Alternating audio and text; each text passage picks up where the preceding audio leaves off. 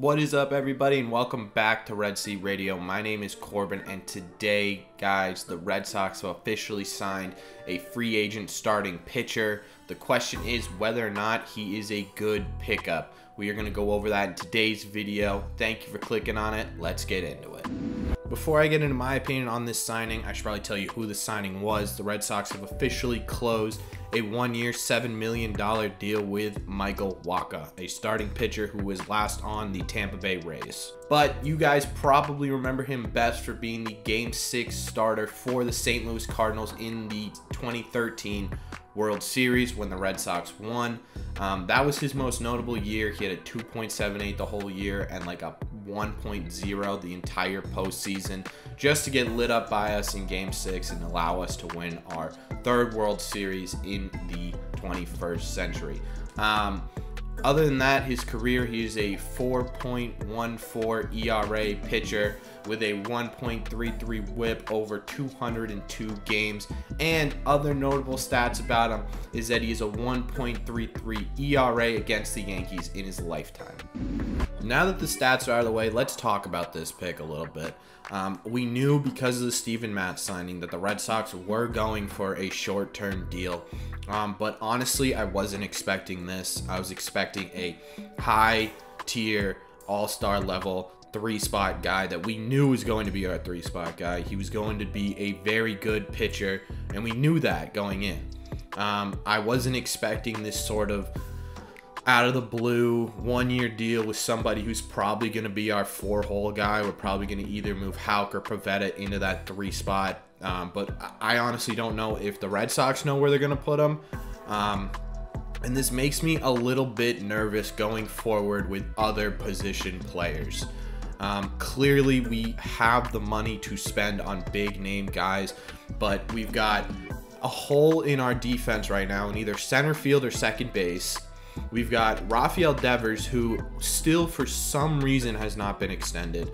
We've got a ton of contracts lapsing in 2024, and it seems like the Red Sox are doing nothing about it.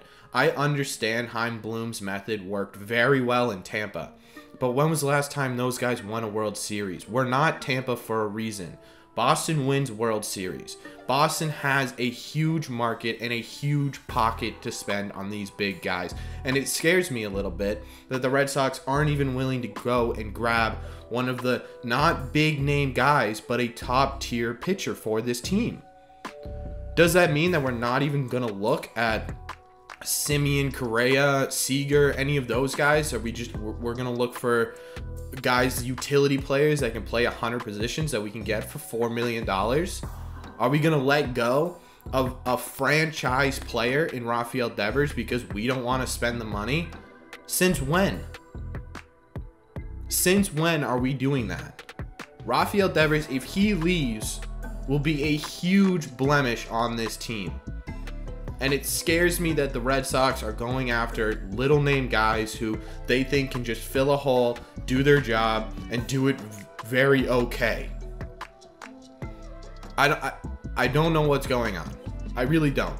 I trust Chaim Bloom. Again, he did a great job in Tampa, and I'm sure Michael Wacha will be a solid four-spot pitcher.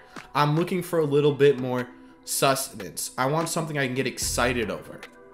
I want a free agent signing that I can come onto this channel and be excited about. We can go over stats. We can go over what the lineup's going to look like with a big name guy. I want to come on this channel and let you guys know that Rafael Devers is now a billionaire and he signed the Red Sox till he's 66 years old. But it doesn't look like it's going to happen. And I don't know where we go from here. Let me know in the comments down below where you think the Red Sox are going to go from here.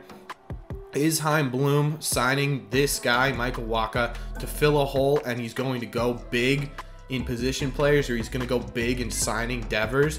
Or is this going to be a trend we see through the entire offseason, where we see these big name guys go to different teams and we end up with a guy that no one's really heard about who does a job? Let me know what you think down below. Either way, thank you guys very much for clicking on this video. If you like the content, if you agree with what I'm saying, if you don't agree with what I'm saying, do me a favor, hit that subscribe button It's my first ever YouTube channel. It'd mean a lot. I'm going to try and start doing 3 days a week, especially with things ramping up a little bit. We're starting to get some signings. So hit that subscribe button, and I will see you in the next one.